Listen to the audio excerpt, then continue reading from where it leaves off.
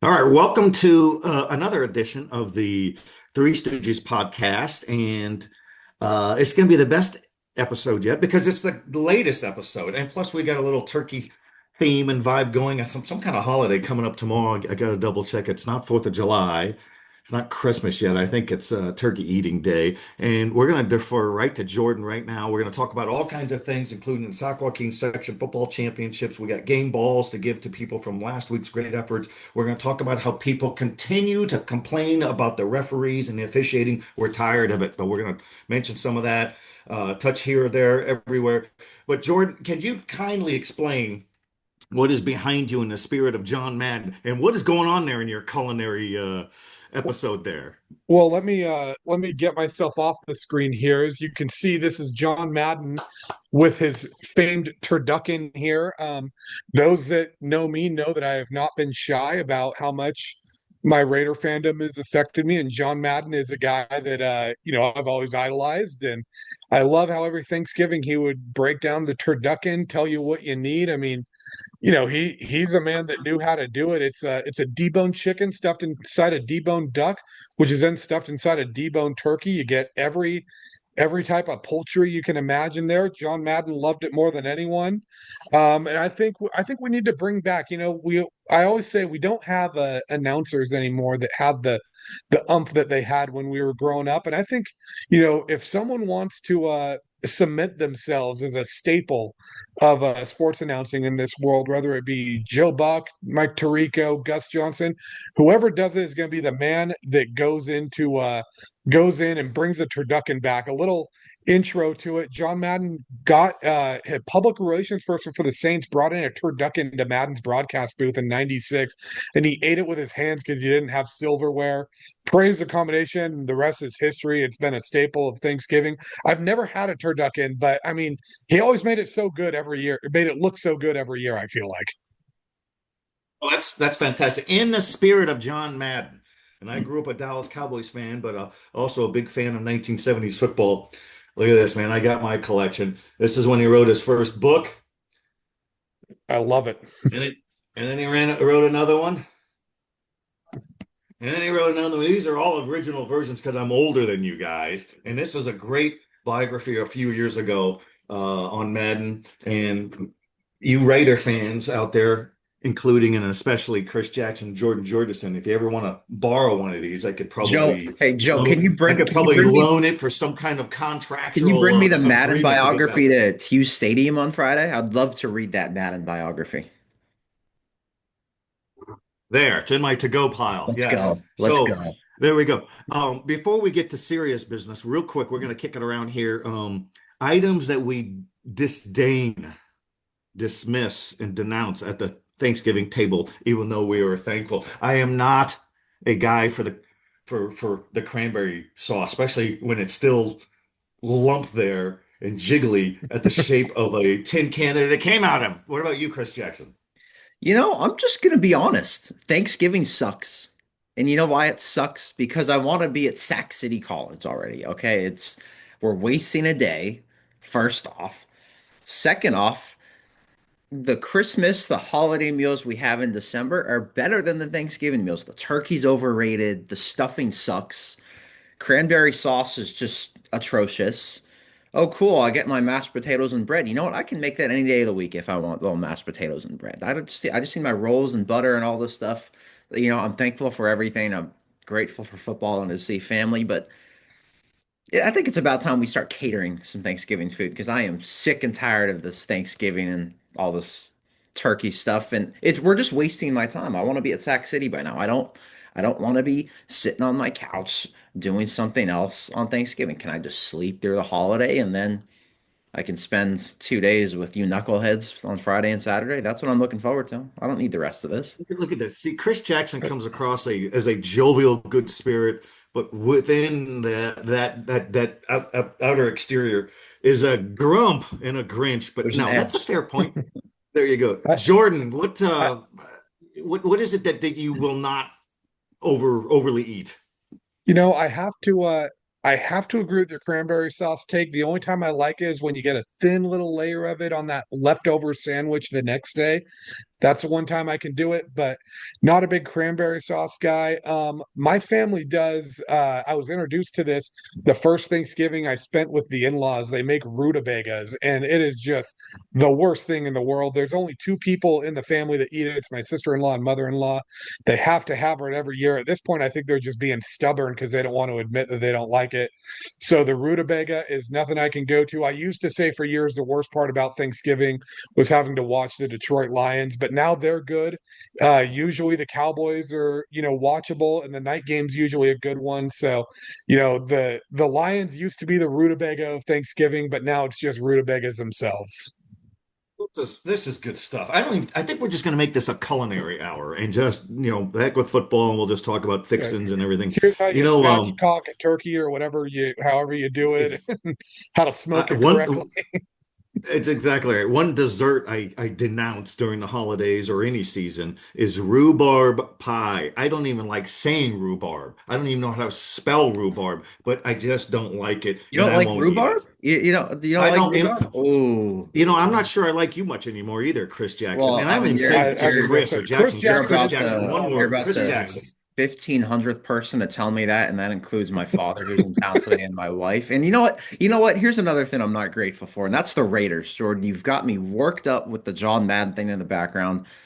I wish there's got to be he'd be a better coach right now than whatever we've got going on there. I mean, we can't block, we can't call plays, we can't do anything. the John Madden hologram. I think that's what they need to get going. I love the Hey, check Madden this family. out. This is a pennant of the Raiders, probably 1973 or so. So I'm an old school fan. Cowboys are my team, but I feel for you, Raider fans. A lot of misery and muck and all that good stuff. Next And time all the right, the let's. Raiders play the Cowboys, we need to get like a Stooges live show together. Yeah, That might not it's go well. sponsored. Yeah, I love it. I love it. All right, let's start talking about the now, and we're gonna have a little gripe first, and we'll kick it around the table. But I'm gonna start off on this. Would everybody stop complaining about the referees and the officiating? It is a tired act. We hear it at all levels, youth football, high school, college, pros. It's always blame the referees. Kings fans for 40 years, blame the referees. High school football, hear it more than ever. You go to a Folsom football game and you could hear people in the stands on the Folsom side. It's always the same tired line. The CIF is against us. The referees are against us. The media hates us. Shut up. You're up 40 to nothing. You don't think the team across the stadium isn't complaining even more about the referees? It's a tired act. So check this out. I heard either through social media, voicemail, email, in person, or all over social media, a torrent of complaints because of these losses over last week in the Sac-Joaquin Section semifinals. We had Grant fans complain, not the coaches, the fans. They lost 9-7 to Oak Ridge in Division One. I heard everything from the referees were relatives of the players. Not true. The Grant community is a prideful community. We know that. They are trying to organize a rally of some sort, and I'm not kidding, this weekend at Hughes Stadium, home of the section championships, a protest of sorts against the referees. They want accountability, they want investigations, they want suspensions. Do not go to Hughes Stadium and complain. It's a bad look. Your season is over. Others who complained. 12 Bridges, 12-0 or unbeaten season was ended in a shootout to East Union. Blame the refs. Manteca, which is 11-0 and got beat by St. Mary's in a defensive slugfest. Blame the refs. Rio Americano, which got handled by Wood Creek in the Division III semifinals. Blamed it on the refs. Bradshaw Christian got worked over in Division VI to an unbeaten Sonora team. Blame the refs. Tired act. Tired of it. Don't do it anymore. Let's be thankful for the opportunities. Let's be thankful that your team was there. If you're going to continue to complain, and we've said this before in this show, go to a Shriners Hospital, take a look at those kids who would do anything to get out of their wheelchair and be able to run and play. It's a tired act to keep complaining about the referees. Nobody's out there rigging it. Nobody's purposely trying to hose anybody over. Anyways, the games that you guys went to and all the social media that you guys are involved, have you heard some of the same gripes and complaints, Jordan? Yeah, I've heard, some of the gripes. I heard some from the 12 Bridges game. I was hearing it at the game. What's funny is when you get in those situations where it's a goal to go situation, you're standing at the end of the end zone and there's a penalty flag, you immediately can hear it from both ends of the stadium. And, I tell people this all the time. If I went back and really dissected, if I back and wrote down every penalty that happened that game and said, do I agree with it or disagree with it? I feel like it would be pretty even. Now, were there some calls that happened that I didn't necessarily agree with? Sure, but I think they evened out both ways. And to be completely honest, I think at the end of the day, they called it both ways in a way. So maybe I didn't agree with how they officiated some things, but they were consistent with how they called it. So, that's all you can ask for in today's day and age with it. I heard similar things with, I heard with the Grant game, and I saw people showing clips of, oh, well, look at this. It was called a face mask or not called or whatever. And it's like, well, how are you going to show this still shot and tell me that, oh, this wasn't called a face mask? What happened before it or after it? And, I think we also forget these refs are people too. These refs are, seeing things from a different angle. I've seen people complaining about things that were called a catch on the opposite end of the field saying there's no way he got his feet down. I'm like, well, I'm going to trust the guy that was 10 yards away from that rather than me who's on the other side of the field 20 yards away from the play on the opposite end. So I mean, at the end of the day, it is a tired act. No high school ref is going to be perfect, but I promise you, no one's out to get other people. And, last year we saw it in the NorCal game. There were accusations from Wilcox of 12 Bridges using a relative to ref that game. And granted, shout out to 12 Bridges, Chris Hogue, former coach there. This ref did look a lot like him. I will say that, but it was not him. It was no one in the family. And, the when you get to the point where you're grasping at straws, I mean, it's just a bad look. The season's over. Most teams would kill to be in these positions to even get to the semifinals. For some programs, it is, the semifinals are like that is, more than you can ever dream of. So, for the programs that are very upset and kind of going through this right now, it's a privilege to be upset that you lost in the semifinals because that means that you've built a program that is used to being at Houston, used to having that championship pedigree. The losses happen rather than blame the refs, find a way to get better because, as I say, no matter what, it never comes down to one or two calls. There are a million different things you could have done differently to make that game more. That Grant Oak Ridge situation, what was the final score of that? 9-7? Score more points than 9-7. And the 12 Bridges situation, the opposite end. You gave up 61 points. I mean, it happens. Bad calls are going to happen. They're a part of the game. No ref is going to be perfect, but good teams make it so bad calls don't matter. Well, real quick before you comment on this, Chris Jackson, that was a blown call in the Grant game, Division One semifinal in El Dorado Hills against Oak Ridge. Julian Bruno, their star defensive leader, linebacker for Grant, um, had a fumble recover for a touchdown early in the fourth quarter, and it was negated because of a face mask. Our great photographer, Jose Luis Villegas, sent me a still shot. It was not a face mask. It was a blown call. But the suggestion that those referees were there specifically to ruin it for Grant is just tired. And has Grant had some tough calls over the years? No doubt. I've seen it. But they don't come together and say, let's really stick it to those guys or those guys. And you see it on social media where Central Catholic got ripped off the week before. Was it a pass interference late in the game? It looks like it could have gone either way. Oak Ridge still had to march down to score. But any suggestion that the referees have conspired to target certain schools or to help certain schools is just ridiculous. And Chris Jackson, I'm sure this is a complaint all over California, all over America. You dig into Central Coast section games and the North section games, and you were there for some title games over the weekend. What are you hearing and what are you seeing? And are you fed up with it just like we are? I mean, I think some of us are in some chats where we've gotten texts from various people saying, look at this call, look at how we got screwed. This one's going to sting for a while. And yes, I do agree that refs do make bad calls. They have bad games. I've seen some bad crews this year, right? Like Joe, you and I were at that Castle Placer game. There's no way that game should have taken 4 hours, right? It started at 8. I finished my last interview at 12:13, and that's when the game ended at midnight. And when I think Horner talked to his team for 2 minutes from like midnight to like 12:02, right? And I interviewed three players quickly in Horner and out of there 12:13. I'm like, that is You had to insane. get home. You had to get home before curfew too. I mean, there's all Yeah, kinds of it was pressure. unbelievable. I was just trying to make it to Grant Folsom the next night, right? At that point, I'm like, am I gonna make it? Right? I'm still gonna know the And that game might 19 have hours. taken even longer. Yeah, but am I gonna make it to that, right? But there are moments where I think that there do need to be critiques of Refsky because a lot of people do make critiques of these high school coaches who, quite frankly, do not make a lot of money, right? You see the stipends, you think some of these bigger schools, these coaches make a lot of money out here. Live to show you that they don't. They might make money through other forms, training, that type of stuff that'll make them a lot more money than the coaching stipend for the entire season. Yes, it's fair to critique, fair to point this stuff out. Yes, but wasting energy on it forever, it's just the call's not going to get reversed days later. Things aren't going to happen like that. And as leaders, as coaches, as people, we teach our kids, hey, not everything's going to go our way. Move on, next play mentality. But if we don't embody that during a game, who are the teenagers? How are the kids going to follow that? I can't blame the kids in those scenarios if they can't follow that one. The adults can't follow it.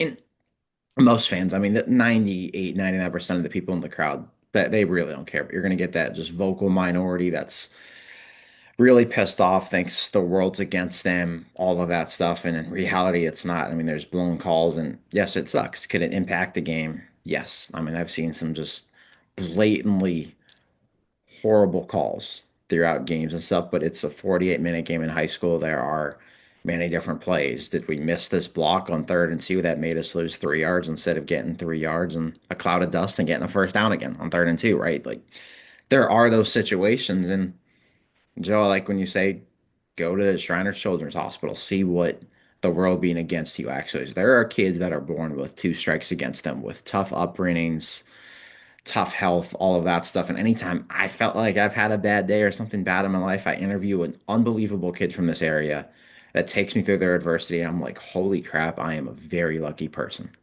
The world is not against me. It was just a tough day at work or it was a tough day of life, but that doesn't mean it's a tough life because there are people that actually have tough lives. We've covered kids that have tough lives, right? We coaches that have had tough lives. It's part of the game. Yes, I think there are some times where we have to be critical of refs if we're going to be critical of coaches who don't make a lot of money. It's fair, especially the referees. They don't get paid a ton. Their travel stinks, right? So a whole bunch of things we could really fix at that level too. And we've had ref shortages because of it, because of treatment, all of that stuff. And it's just not a lot of money when you're getting screamed at and berated. And quite frankly, I've heard people cursing them out for games and hours at a time. And some of it too is there's just a competitive edge on the field, right? We've all been athletes. You have a whole different mentality when you're out there. When you've poured your heart and soul into this for the last 9 months of the weight room, training, game planning as a coach, right? Sometimes a moment's going to get the best of you. It does. Everybody has a moment per year probably where something gets the best of you. You probably should have reacted better. Totally happens. But to say that the refs cost you in a 70-63 game, in a 14-7 game. Did that call impact it? Yes, but how about the other 65 plays you ran? How about a missed block? How about a dropped catch? How about a missed assignment on defense? How about a blocked punt, a blocked field goal, a blocked PAT, a bobbled snap? There are a million factors that go into a game, and that is why coaches in particular watch film.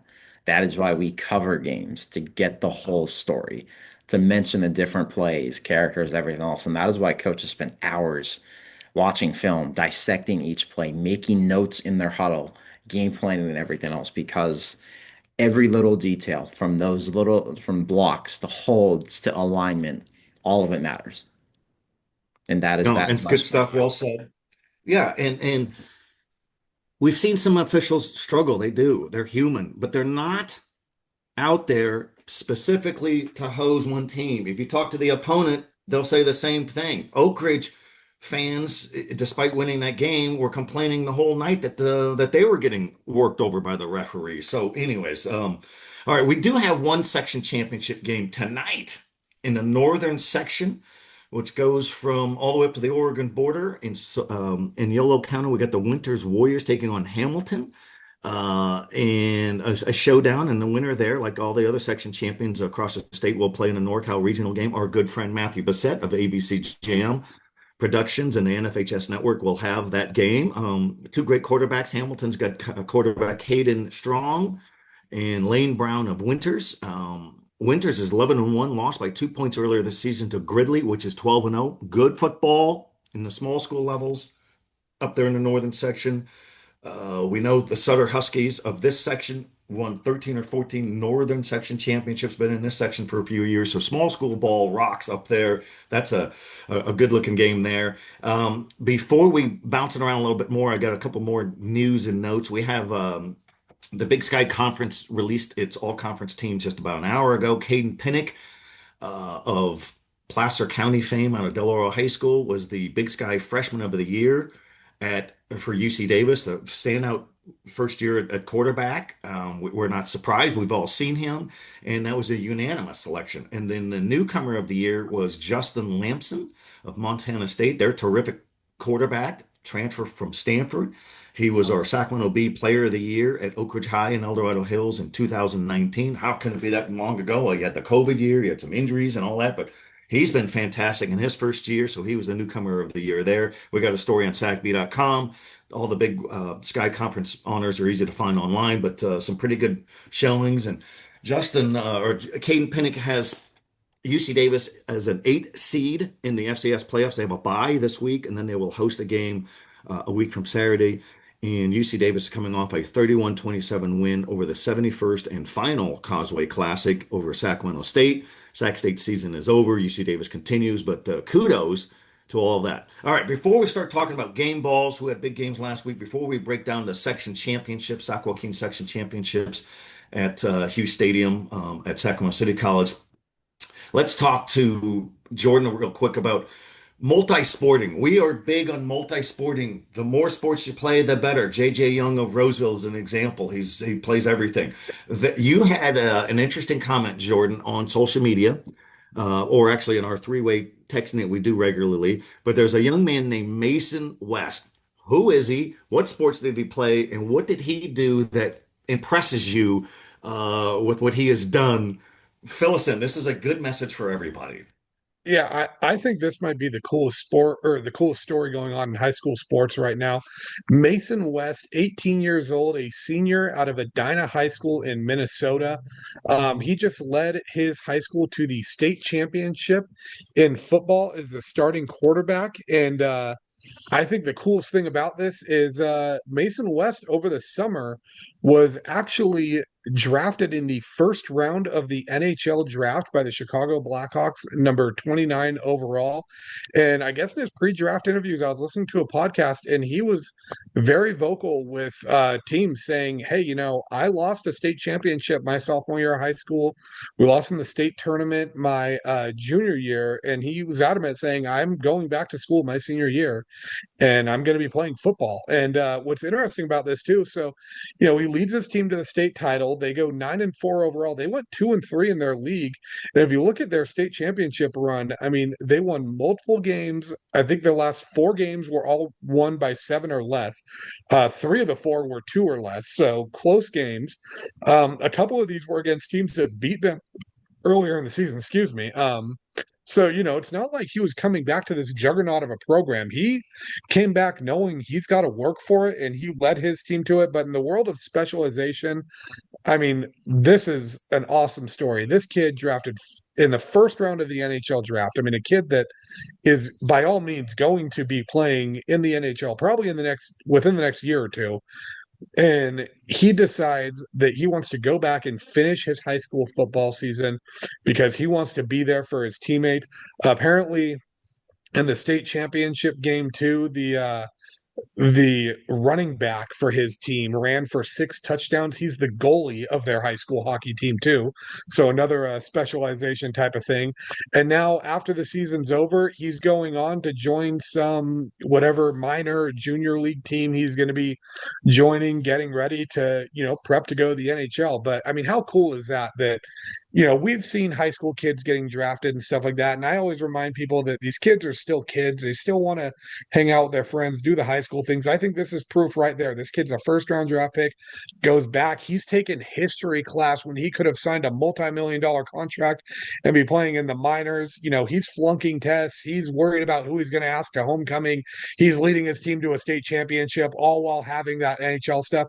And how cool is it, too, of the Blackhawks to let him do that? I heard the GM went to one of their games this year to cheer him on. I mean, you don't see pro teams often being okay with that, too. So I think it's cool on the other side that they allowed that. I think it's great. Before you comment, Chris Jackson, let's just flash back to Caleb Edwards a year ago. And he was the national five-star recruit tight end for the Oak Ridge Trojans in El Dorado Hills. He looked the part. He's a big-time guy. He's going to Alabama. He signed with Alabama, but he didn't report early because he wanted to finish out his academic year. He wanted to play basketball, wanted to be with his teammates and all that. Love that. So now he's at Alabama and he plays a lot. And also Ryder Lyons, the five-star quarterback for Folsom. And he's back in a section football final. And he was paramount in helping the Folsom Bulldogs beat Modesto Christian in the Division I section finals last season at Golden One Center in downtown Sacramento. Well, why is a five-star quarterback playing basketball? Because he enjoys his teammates in his schools. And he was more of a ringer in basketball after being the dazzling star in football. And he loved his role of just being a guy. And he was a big reason for their success last season. The theme is, Chris Jackson, play as many sports as you can because you cannot do it in college. It's extremely rare. We can't even think of guys who played multiple sports in college. That's certainly from around here. And so that's a theme. And, if you just play one sport, you don't maximize the experience. Play as many as you can while you can. It's also great. There's been a lot of college coaches that have mentioned they love recruiting multi-sporters because they have that different competitive mindset to where they want to be competitive in games 9 to 12 months out of the year. Cool. Specialize in one sport. Cool. Great. But a lot of those months out of the year in some of these sports, what is it? It's training. Yes, you'll have travel ball, you'll have all that stuff, but a lot of it's training, development, all that stuff. And that's cool. That's great. But there's that competitive mindset, that competitive edge that you get. A lot of our best athletes we've covered in this area, like Caleb Edwards, like Ryder Lyons. Who else has played multiple sports? Caden Pinnock was a star in 3 sports at Del Oro. Who else is in this area that plays multiple sports? Zoe Edwards at Grant, the 4-star receiver tight end athlete, is also a basketball player. We have all covered guys that play multiple sports, have shined at it, and also it's great on your body. And doctors tell me this, trainers, because you're not doing those same movements 12 months out of the year every single day. Some of that we see with these non-contact injuries, or in the NBA, we've had more of them recently. Some of that is overuse, overwear, over tear on that, and also just some of it's just the quicker movements. You're bigger. Body's not supposed to move like that, especially if you're that big. But there are a lot of reasons why that multi-sporting works. It helps you. Heck, LeBron James played multiple sports growing up. How's that worked out for LeBron James? I'd say it's probably panned out pretty well, right? He's one of the greatest of all time, if not the greatest of all time. And a lot of people have said he could have been an NFL football player if he wanted to. So here, there's him. Saquon Barkley played multiple sports. How's he turned out? He's got a Super Bowl ring, and he could be in 2 franchise Hall of Honors, and he's probably well on his way to Canton when it's all said and done with his career. So multi-sporting is great. Be competitive. Enjoy your childhood a bit. Yes, it's still great to train. It's great to dominate the weight room. Every sport's going to have those things for you too. It's No, great to train, condition, strengthen your body in the weight room, but it's also great to be competitive and have that edge every single day of the week in every sport, every time of the year. That's a lot of college coaches have said they love recruiting those guys, and we've seen some of these college football coaches are at the recruits' high school basketball games, and they see that competitive fire, and they said, "Heck, that sold us on them." Heck, there was a college coach from my alma mater. He's not the head coach anymore, but he had said, "Heck, we watched one of our 4 stars play basketball," and that right when we saw him play that, we're like, "Yes, we've seen the tape in football, but this sold us. Let's offer him. Let's get him to our school because." What is he doing here? What is his attitude like in this sport? And look how hard he's playing in this too. He's got that different edge that we want to build a program around. Oh, that's excellent. And it's very true, Chris, about college recruiters in football will go watch a prospect in basketball. They don't have their gear on. You could see their facial expressions. You could see if they're combative with referees or teammates, or if they have a sour disposition. You could see what kind of hustle they have. You could see it right there, plain as day. In football, they got everything on. You can't really see all of that.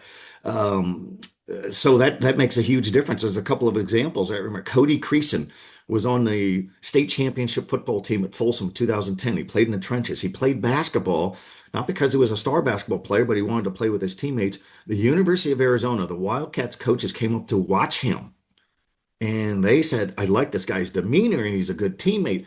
Sealed his scholarship deal. So there you go.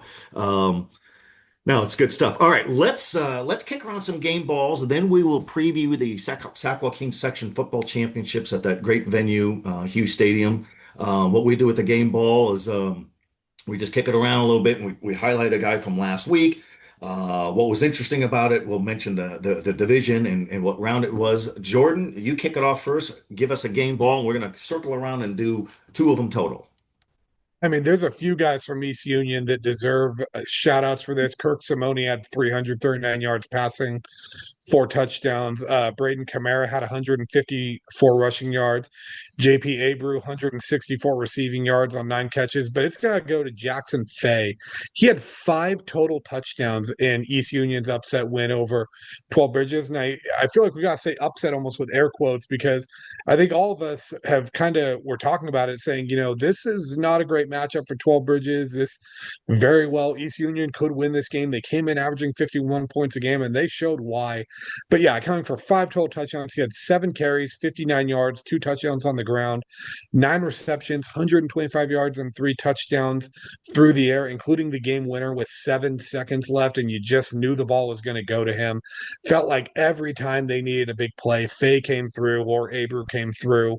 Felt like if they were at a 3rd and 17, he would find a way to get him 18. If they were at a 3rd and 2, he would find a way to get him 4. I mean, just did everything they needed him to do. So Jackson Fay, you get the game ball. And also great interview after the game. Really nice kid, very respectful kid. And a shout out to him for that. He's a fun kid to watch, and I am excited to watch them play again this coming weekend. Oh, it's a good one to kick off. Chris Jackson, what do you got? Add on to Jackson Fay. He's worth the price of admission and then some. What a tremendous kid, tremendous leader. And Joe, I can't wait for you to cover him at UC Davis these next few years. But let's go down to Ripon Christian. They went up to Liberty Ranch in the 2-3 matchup of the D6 semis and handed Liberty Ranch its first and only loss of the year. And how about this dynamic duo? Amos Cady and Mason Tamling. Cady, 11 catches for 317 yards and 4 touchdowns. And you had Mason Tamling, 382 passing yards and 5 touchdowns, and another 2 scores on the ground. What a dynamic duo. We saw this program at Hughes Stadium just a couple of years ago. Ripon Christian's back. They've got a Goliath to try to take down in Sonora, but oh my goodness, they have got a lot of momentum, a lot of confidence right now. And those are some unheard of stats. And Jordan, Joe, I know you guys have some unheard of stats you're going to get into in a minute. And to have a duo like this is pretty freaking incredible, to say the least. Oh, that's it's some of these stat marvels are amazing. Some of these guys are repeat winners. We appreciate that. I've got I'm going to go Josiah Melendez. I think we've had him on here before. He's the senior quarterback for the Wood Creek Timberwolves of Roseville. He completed 12 of 13 passes, 223 yards, and 3 touchdowns, and he rushed 8 times for 59 yards in a 42-6 win over Rio Marcano in a Division III semifinal. So the Creek is back in a section championship, looking for its first section championship victory. And they get Oakdale in a Division III game Friday at 4 o'clock. But Melendez has been big for this team all season. That's a huge reason why they're 11-1. He's crafty, he's smart, he cares. Boom. All right, Jordan, got another one.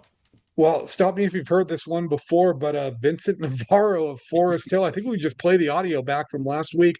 What after getting into the state top 10 and breaking his own school rushing record for the second week in a row, he went and did it for a third week in a row. He ran for 446 yards, which I think is fifth most all time for 8-man football. 45 carries. He is just begging to have the ball fed to him, and he says that he wants to just get the ball as much as possible because one, he wants to get his team to that section title, and also he knows, hey, I go to a small school, I play 8-man football, I know my stats need to jump out if I want to play in college. So I love that type of resilience. But 45 carries, 446 yards. I think he had 2 or 3 touchdowns in this game. And what I love about it too, a special shout out to head coach Nick Gleason. He texted me on Friday night and he said originally that the stat guy had him down for 477. He went through and made sure to stat the game himself. He rewatched the game right after it was played so that he knew he wasn't, putting in wrong stats, and said, hey, there were a few discrepancies. We had him down to 446. That's how I know that these numbers are legit. He's not just, fudging these numbers. And we see it all the time where schools maybe embellish their stats a little bit. I've seen kids, end a 10-game season with 180 tackles. And I'm like, well, I watched 2 of their games and he didn't get 18 tackles. So what was he doing in those other 8 games? Was he getting 25 a game? So, these numbers I think are legit. I've seen this kid play. He is as legit as they come. If you are not doing anything Saturday morning, check out that D8 game because it's going to be worth the price of admission. Since Forest Hill lost to Miraloma, Chris, I told you this yesterday, Joe. I don't know if I told you this one. Since Forest Hill lost to Miraloma, Forest Hill has played 4 games. Vinny Navarro has run for over 1,500 yards in those 4 games. I mean, that's unbelievable. Talk about a kid just putting the team on his back. And 2 of those games were playoff games against teams they'd seen earlier this season. So in theory, he should be doing better, but instead he's run 400 yards in both of those games. So a shout out to him and a shout out to Connor Frontiera at 12 Bridges. They lost that game, but 20 of 29 passing, 326 yards, 3 touchdowns. On the ground, he had 62 yards and a touchdown. And I think that's a kid that's been a great leader all year long. Chris Bean said it best after the game. He said he was good enough that he could have transferred somewhere and gone and played his junior year. He did it right. He went out, played out his senior year. And I think too, that's a 12 Bridges team that with him leading the way, I think if they had 30 more seconds, we're talking about them in Hughes Stadium for a 3rd straight season. That's good stuff. That's really good. Chris Jackson. Let's go back to Wood Creek and the game I was at on Friday. 42-6 win over Rio Americano and Ethan Keim. Not 1, not 2. This reminded you of LeBron's whole thing when he went to Miami?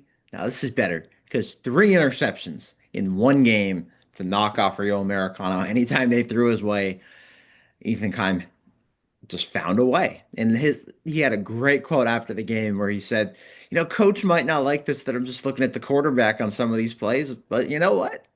They watched the film and the coach are probably like, oh, heck yeah. Jordan, that reminds me of when the kid went home in the 2024 D2 baseball section final. And we're talking to Granite Bay's coach, right? Esposito. And we're like, you forgive the kid now? He's like, oh, heck yeah, man. We just won the section championship. He is all forgiven. And that's the way this feels too. You get 3 interceptions, you win by 36 points. You're going to Hughes Stadium and you can practice on Thanksgiving and probably get some great donuts and other food at the end of your practice. All is more than forgiven. And this kid's a really good receiver on top of that. And Wood Creek's got guys all over the field and goes a long way. And Ethan Keim is one of those spearheading the defense that I watched last week. And I haven't seen many defenses fly around like that and be so sound, and pursuit angles like that were just unbelievable. And to pick apart a defense with 3 picks, holy crap, it was one of the better performances I've seen this year and probably the last few years. That's really good. All right, I'm going to go back up to El Dorado Hills, home of the Oak Ridge Trojans. Kyle Becker, the best kicker in the Sac-Joaquin section, showed it the other night in the Division I semifinal tilt against the Grant Pacers. He's a senior. He boomed the winning 31-yard field goal as time expired, 9-7 victory. He missed an extra point earlier, first one of the season. He was human. It was kind of a bobble with the hold, and his holder is Tyler Andahar, who also gets a bonus game ball because he missed 6 weeks with a hamstring pull. And doctors told him, you're probably done for the season. Young legs, he comes back, and he gets the hold at the end of the game to win the game. But he also grinded out 89 yards rushing, hit a touchdown run, and he also had the 4th and 1 conversion that helped set up the game-winning touchdown later. So kudos to Kyle Becker, the kicker, and then Tyler Andahar, the gritty running back who came back. Kyle Becker, hey, how many years have you been kicking? First time he ever kicked a football was a year ago. He was a longtime soccer player, and boy, did he learn in a hurry. And you talk about pressure. You think about kickers in high school, college, and pros. Nobody talks to the kicker if the game's going to go to the wire. Everybody kind of steer clear. But the Trojans love their senior kicker. They'll pat him on the shoulder pads as he's pacing back and forth on the sideline. And Coach Casey Taylor set up that play. They just ran the clock. They didn't take any shots to the end zone because they knew they had the kicker. And it paid off. And then they fired off the old cannon up there. And it was just boom, that's a big celebration win there. And I'm going to give a bonus game ball to Ryder Lyons, the five-star quarterback for Folsom. He is healthy now. His wheels work. His wheel is healed. He rushed 8 times for 105 yards and 4 touchdowns to beat Monterey Trail 54-14, including a 56-yarder. So if Ryder Lyons was in a load already, he's in especially a big load now that he's got healthy feet. He's had an ankle problem all season. So, all right, let's shift to now the venue. We have 4 games on Friday at Hughes Stadium, 4 more on Saturday. The games on Friday early, 9 a.m. to 7, Division 7, Calaveras versus Linden. 12:30 game, Casa Roble versus Sutter, 2 11-1 juggernauts, league rivals, Division 5. 4 p.m., Division 3, Wood Creek Timberwolves, Oakdale Mustangs. 11-1 versus 10-2. The 7:30 Division 1 large school tilt, the Oak Ridge Trojans, the Folsom Bulldogs. This is the 4th consecutive year that these two teams have played for the large school championships. Saturday, 9 a.m., Miraloma Forest Hill, 11-0 versus 10-1. Great game, first time for 8-man football. 12:30 Division 6 Sonora, 12-0 taking on Ripon Christian. We just heard about Ripon Christian.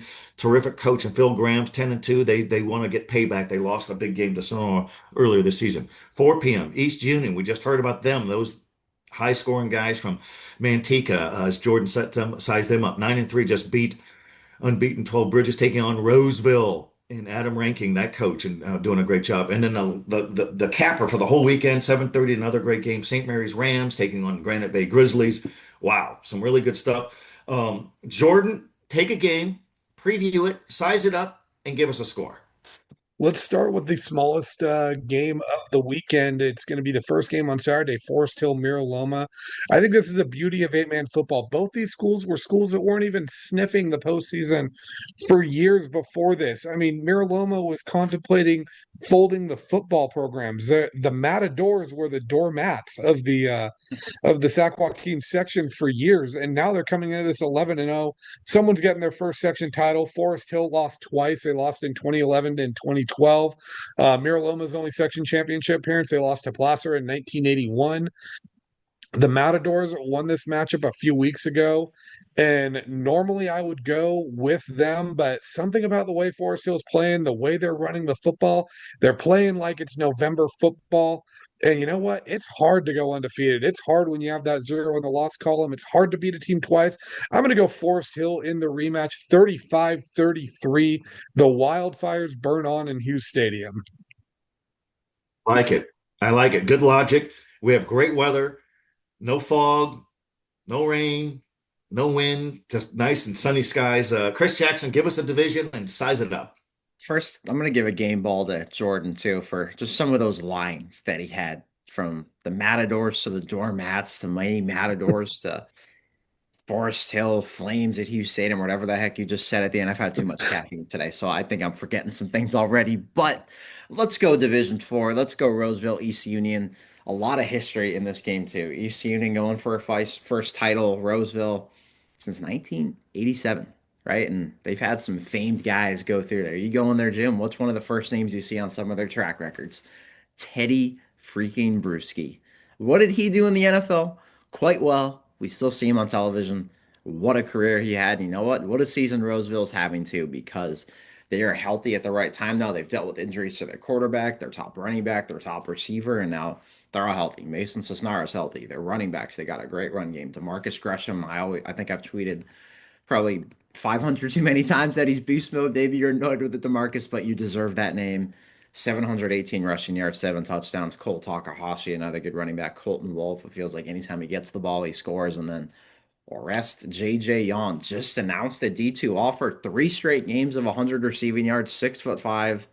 Jordan, you saw him against 12 Bridges a few weeks ago, and I think you called me right after that game and just said, "Holy cow, this kid is unbelievable." And he is. And so is East Union. Jackson Fay, over 900 receiving yards. He's got 18 of their 31 receiving touchdowns, another 875 rushing yards and 12 touchdowns. And the great part about their offense, too, is their play caller, TJ Gordon. This is also, I think, their third head coach in 3 years. First off, that's another unbelievable story and unbelievable magic season. Their best team since '89 when their head coach was on the team, when their principal was on the team, and their principal, his son, is the quarterback, right? And then JP Abreu, another kid who's got a couple of D1 offers from Air Force and Sac State. His uncle is the head coach at Sierra. And JP, his uncle, I should say, who's the head coach of Sierra, was on that East Union team back in the day, too. And they've got all the athletes, a great quarterback in Kirk Simone, Braden Kamara, over 1,600 rushing yards. They get their athletes the ball in space. They don't overcomplicate it. And boy, is it fun. I am shocked that 5 of our 6 predictors at West Coast Preps picked East Union. I'm one of them. So Roseville, if and when you guys win, you can run up to me, jaw at me because I'm really sorry, but maybe this is a good motivation. But I'm gonna go East Union and let's go an old West Texas shootout. Let's go 58-55 at Hugh Stadium, and we'll all be talking about this game for probably another 50 Thanksgiving after this, I would say, and let's make this one of the best games we've ever seen there. That's good stuff. Great insight. And you know what? Some people take it personal when you pick against them. That's overthinking it. We're not breaking down film and all that. We've thought about it. We don't take it that seriously. But you talk about Teddy Bruschi in 2000. This is how old I am. In 2000, I did a story in the Sacramento Bee, and I did a top 100 list of the greatest high school football players in regional history based on high school achievements only. And I went with Teddy Bruschi as number one. If we were to rate it for college and pro impact as well, he might still be number one. Just a terrific player, couldn't block him, relentless. That's the kind of the spirit that Roseville's carried on all these years. Colton Miller, you guys are both Raiders fans. He's been a long time tackle, first round pick out of Roseville and UCLA. He's a giver, big heart. He goes back to Roseville High every year and does a free youth football camp because of what football gave him. He's got a good connection with Adam Ranking, the superb Roseville coach. So really cool. We love dropping names from yesteryear. All right, I'm going to go with a big game.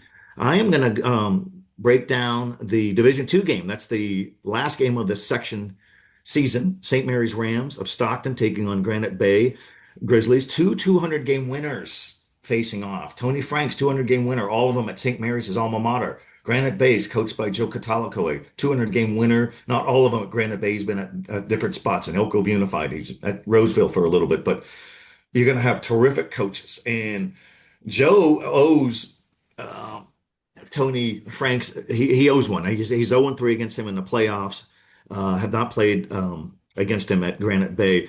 So St. Mary's is prolific, and they put up a ton of points. And Kenneth Moore the third is dynamic and going to UCLA. They also play great defense. The Rams shut down Manteca, which was unbeaten in a Division II semifinal. So there's something to be said about that. I ran into Tony Franks a couple days ago. He goes, "We played out of our minds." And St. Mary's only has 2 losses to De La Salle and to Oak Ridge. That's a great resume there. Granite Bay battle tested out of the Sierra Foothill League.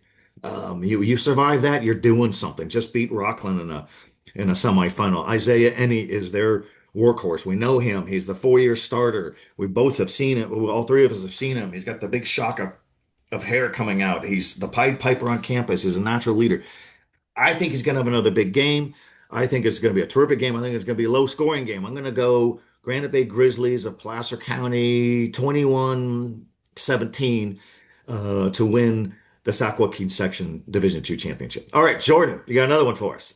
Yeah, I mean, first I gotta say, how crazy is it to think with these senior classes at St. Mary's and Granite Bay, one of them is going to graduate without a section title in football?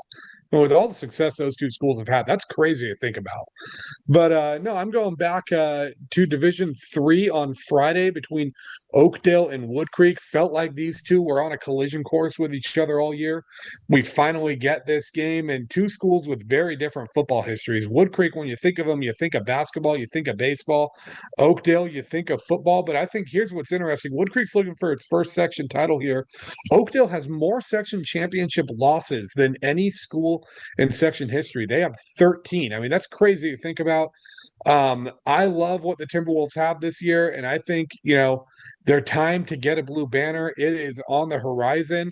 Head coach Kyle Stowers, one of my favorite coaches I've ever played for, one of my favorite teachers I had in school. My brother-in-law coaches at Wood Creek, but I'm going to make Thanksgiving awkward. I am picking Oakdale because Wes Burford is the section's all-time leading rusher. He broke some guy named Cam Scadaboo's record, whoever that is. He has just been the leader of the Mustangs in this one. He is really just spearheaded this offense, and Wood Creek has struggled to defend the run at times this year. I think he gallops his way to a Mustang win. Let's say Oakdale 27, Wood Creek 24. And hey, if I'm wrong, like I said, Thanksgiving's going to be really awkward tomorrow. Oh, that's good stuff. All right, Chris Jackson, give us another. First, Jordan, I'm guessing you're going to be banished from Thanksgiving when this episode drops in about 30 minutes to an hour. So I'll pick you up at about 11 a.m. tomorrow. You can join us at the in-laws for Thanksgiving because you're I'll gonna really need a place to go. Rutabagas. Yeah, we'll go to the Bay Area. We'll have a great time. You can avoid the rutabagas, and you can also avoid just getting absolutely scolded by your family. You're probably, I don't know what, probably shunned for a couple weeks at least, maybe till next Thanksgiving. I think he's shunned already. This is our Has version to of bringing up politics at Thanksgiving. It's bringing up the section championship games. Yeah, you can't do this. I hope this is clipped out and shown in Wood Creek's locker room today, tomorrow, and I hope they show that Friday before they take that field. But let's go Division 5. Let's go Casa Roble against Sutter. I know last time I was on this when we previewed this game, at the end of the regular season, I said whoever loses the first game will win the rematch. Well, I've probably gone back and forth on this 10 times, and Chris Horner and Ryan Reynolds are probably not too thrilled with me for that. I'm sorry, fellas, but that's just how good this game is. Casa Roble going for its second section title since 2023. They had that famed finish where Connor Campbell had a great final drive. Colt Owens was healthy, came back, and remember that 2-point try when Ethan Horner was the number 4 option and Campbell found Horner and coach's son caught that game winner to win the blue banner? This Casa Roble team's got that same magic. And this is no disrespect to that 2023 team, but this team might be even deeper. When I went to their practice in August, they're like, hey, we've really got a chance.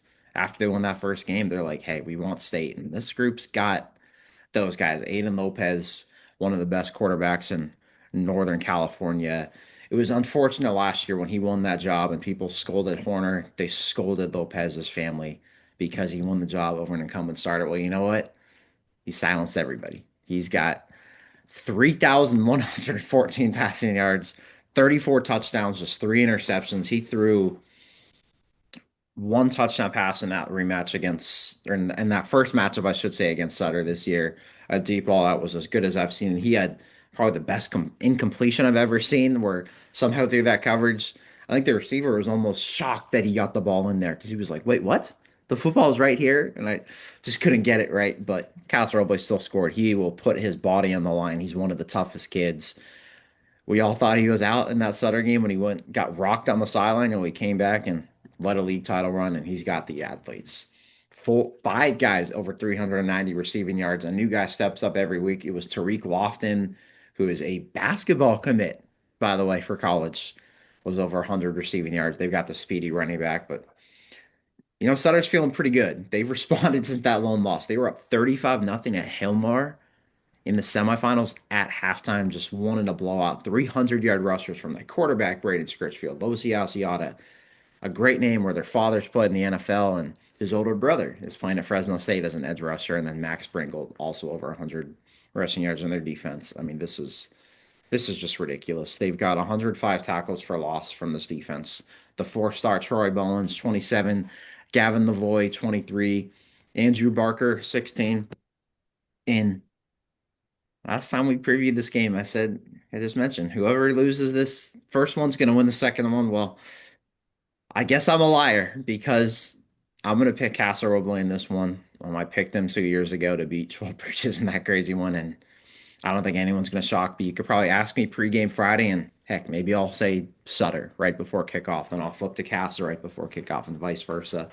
This will be an all-time game. Let's say 28-27. Castle wins the section final. Just another all-timer, another one that they talk about in Orangeville for years and decades to come. And Aiden Lopez and those seniors go out on the highest of notes and bring another blue banner back.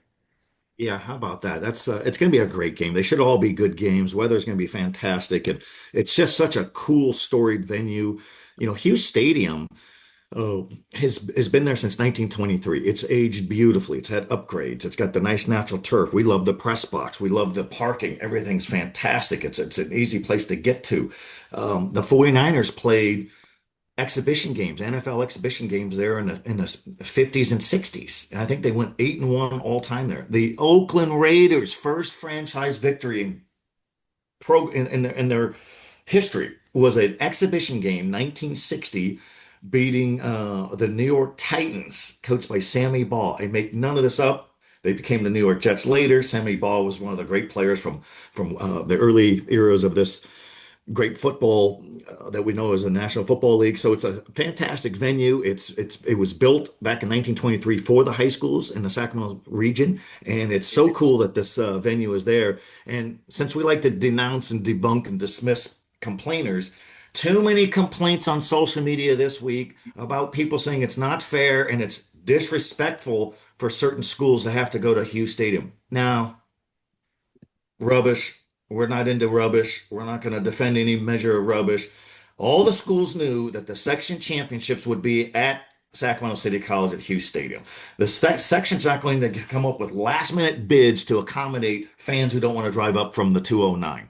I was at this football banquet the other day for the section, and the Linden coaches and the Calaveras coaches, they're thrilled to be there. Some of their fans aren't. Well, then don't go. Watch Matthew Bissett on the ABC Jam NFHS network. All those games will be streamed by Matthew and his crew. All 8 of those games. Miraloma, Coach Jesse Collins, he goes, we play in a parking lot. We'll take on anybody. I'm sure Forest Hill doesn't mind coming down from Placer County to play at 9 a.m. What's the alternative? You turn in your gear and you get ready for the postseason banquet. So you're there. It's a great venue. And I don't know, there's no other section in this state that has all their championship games at one venue. So that's a real kudos to the Sac-Joaquin section. All right, Division One, the nightcap on Friday. Oak Ridge Trojans taking on Folsom. We mentioned it earlier, 4th time in a row that these two teams have played. They're Sierra Foothill League rivals. Folsom has beaten Oak Ridge every time for 19 straight seasons. That's 24 total games, including playoffs. Will that streak end in our lifetime? Logic says yes. Will it happen Friday? I don't think so. I think with Ryder Lyons now back at full health, the 5-star quarterback who's such a great runner, he could take snaps, direct snaps, and go right off a guard. He could go for 40 yards, 50 yards, or short games. That's an added element. Earlier this season, Oak Ridge led at halftime against Folsom. Ryder Lyons was hobbling around with a bad wheel then. It took him most of the season to get healthy, even though he's still playing games. So I'm going to go with the Folsom Bulldogs going after history, trying to become the first team in section history to win 5 consecutive Division I championships. I think Paul Doherty, the coach, and the guys would get it done. I think it's going to be 35-17. I think it'll be a close game at half, and then I think it pulls away. It could be even more points than that. But Oak Ridge played tremendous defense with a terrific pass rush to really negate Grant last week in that 9-7 game. Zoe Edwards and Kobe Shabazz, the 2 standout receivers for Grant, they were a non-factor because the quarterback, Blake Nycomb, didn't have any time to set up and throw because Oak Ridge's defense was so good. So we'll see how it goes. That's sizing it up at all divisions. I appreciate you guys. Happy Thanksgiving. May your cranberry sauce not look like the can it came out of. May the rhubarb pie be stuffed somewhere else and given to the family dog or thrown out the back window. I'd do it. For Joe Davidson, Chris Jackson, Jordan Georgeson, We appreciate everybody. Thanks for watching. Thanks for following us. And you guys, my friends, we'll see you at Hughes Stadium just day after tomorrow. I know Chris Jackson wants to be there now, wants to be there tomorrow. Chris, why don't you go? Maybe somebody will open the gates for you and you I'll can get in camp there. out. I'll camp out. You know what? For the fans that don't want to make the drive, come up early. Let's have a little tailgate there. Let's have a Let's little do it. Three Stooges tailgate. Let's have some fun. Let's grill. It'll be better than Thanksgiving food, to be honest with you, That's Tim. right. And Jordan is going to have his first Thanksgiving with his youngest child. Name drop, my friend. What are the name of your two children and what are their ages and who's already the boss between those two kids? Yeah, Sutton and Jace. So Sutton is 2 years old. Jace is going to be 3 months old here in a few days. And kind of it's 50-50 because Sutton, she'll be very sweet at sometimes, but then she gets full-blown toddler on it and she'll let it be known. Jace, I mean, he runs this house, man. He is like Tony Soprano.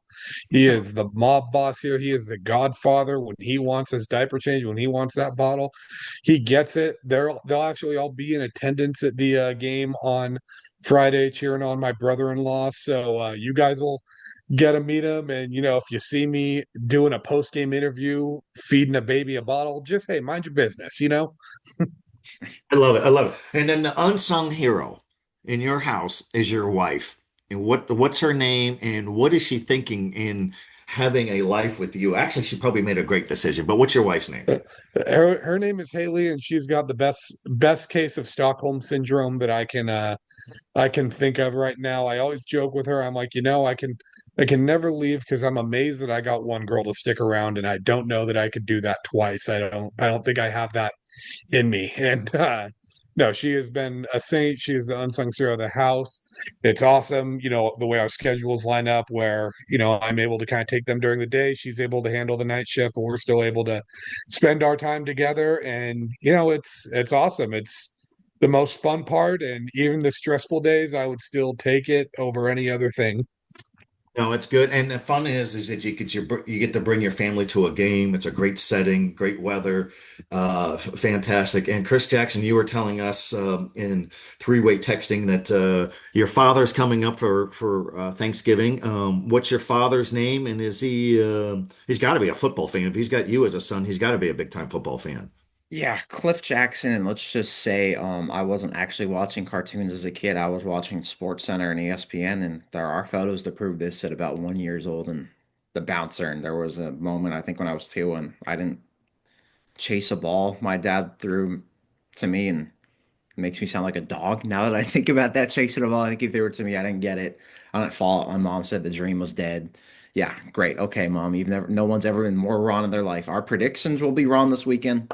Nothing's more wrong than that. My dad's here. He just retired. He lives in Bend, Oregon now, moved up there for retirement, but he is here. His golden retriever, Dax, is here with our little dog, Leo. So my wife has to put up with my father and myself. That can't be fun because now we're just talking sports all day and lamenting about my Raiders fandom, his Cowboys fandom, our West Virginia fandom, and how we've just all been disappointed for our entire lives and how that's going to continue. But yeah, everybody's here. I'm glad that no dogs have barked because they have been insane, right? They have been, wow, they are wild. You think we're wild? No, no, we're calm people, right? Jordan is calm when you compare him to the little dogs here, but family's here. And I think Jordan's going to have to join our Thanksgiving too because he has been shunned from the Georgeson household. Some of his outrageous predictions and antics and all the what he does streaking across the neighborhood in the buff. It's just outrageous behavior. And that's not speculation. I heard that on Placer County police blotter. So There, we got there another may or may Jordan not be ring sighting. footage. Ring footage, that's right. I have one son. He's 27 years old. Super proud of him. His name is Cameron. My theme is that when you have kids, it goes fast, so enjoy it, including the holiday. I'm thankful for him. I'm thankful for the good people in my life and having great friends like you guys in the media. You guys are the young bucks. You're the future, and you're the today. And so our local coverage is always going to be in good hands. We appreciate we're thankful for all of our audience and people coming up and telling us what they think. We just don't want to hear any more complaints about the venue and the seed and the opponent and the referees. Be thankful for the good in your lives. All right, everybody. We appreciate you guys. See you this weekend.